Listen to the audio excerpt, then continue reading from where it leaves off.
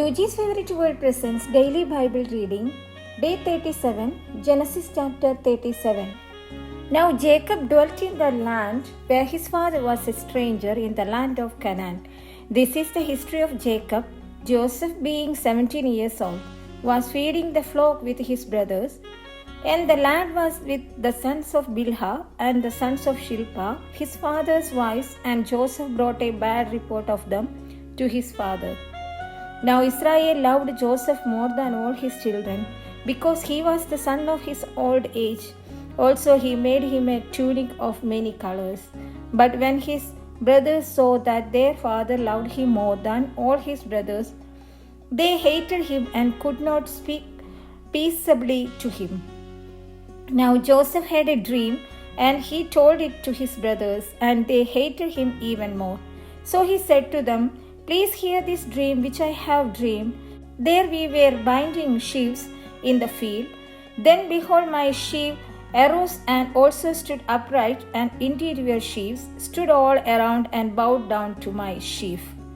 And his brothers said to him, "Shall you indeed reign over us, or shall you indeed have domination over us?" So they hated him even more for his dreams and for his words. Then he dreamed still another dream and told it to his brothers and said, "Look, I have dreamed another dream, and this time the sun, the moon, and the 11 stars bowed down to me." So he told it to his father and his brothers, and his father rebuked him and said to him, "What is this dream that you have dreamed? Shall your mother and I and your brothers indeed come to bow down to the earth before you?" And his brothers envied him, but his father kept the matter in mind. Then his brothers went to feed their father's flock in Shechem. And Israel said to Joseph, "Are not your brothers feeding the flock in Shechem? Come, I will send you to them." So he said to him, "Here I am." Then he said to him, "Please go and see if it is well with your brothers and well with the flocks, and bring back word to me." So he sent him out of the valley of Hebron, and he went to Shechem. Now a certain man found him, and there he was wandering in the field. And the man asked him, saying, "What are you seeking?" So he said, "I am seeking my brothers. Please tell me where they are feeding their flocks." And the man said, "They have departed from here, for I heard them say, 'Let us go to Dothan.'" So Joseph went after his brothers and found them in Dothan. Now when they saw him afar off, even before he came near them, they conspired against him to kill him. Then they said to one another, "Look, this dreamer is coming. Come therefore, let us now kill him and cast him into some pit, and we shall say, 'Some wild beast has devoured him.' We shall see what will become of his dreams." But Reuben heard it, and he delivered him out of their hands and said, "Let us not kill him." And Reuben said to them, "Shed no blood, but cast him into his." And Reuben said to them, "Shed no blood, but cast him into this pit which is in the wilderness, and do not lay a hand on him, that he might deliver him out of their hands and bring him back to his father." So it came to pass, when Joseph had come to his brothers, that they stripped Joseph of his tunic, the tunic of many colors that was on him. Then they took him and cast him into a pit, and the pit was empty, there was no water in it. And they sat down to eat a meal.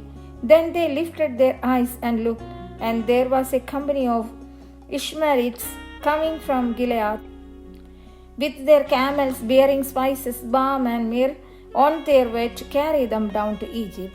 So Judah said to his brothers, "What profit is there if we kill our brother and conceal his blood? Come and let us sell him to the Ishmaelites, and let not our hand be upon him, for he is our brother and our flesh." And his brothers listened. Then Midianite traders passed by, so the brothers pulled Joseph up and lifted him out of the pit, and sold him to the Ishmaelites for 20 shekels of silver, and they took Joseph to Egypt. Then Reuben returned to the pit, and indeed Joseph was not in the pit, and he tore his clothes. And he returned to his brothers and said, "The lad is no more, and where shall I go?" So they took Joseph's tunic, killed a kid of the goats, and dipped the tunic in the blood.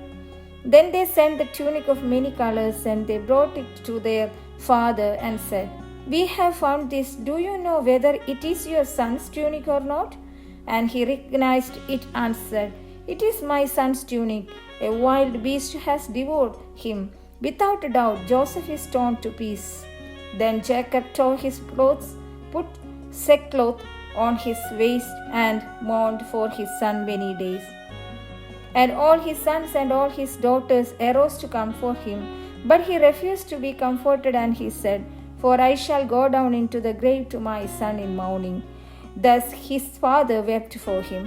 Now the Midianites had sold him in Egypt to Potiphar, an officer of Pharaoh and captain of the guard.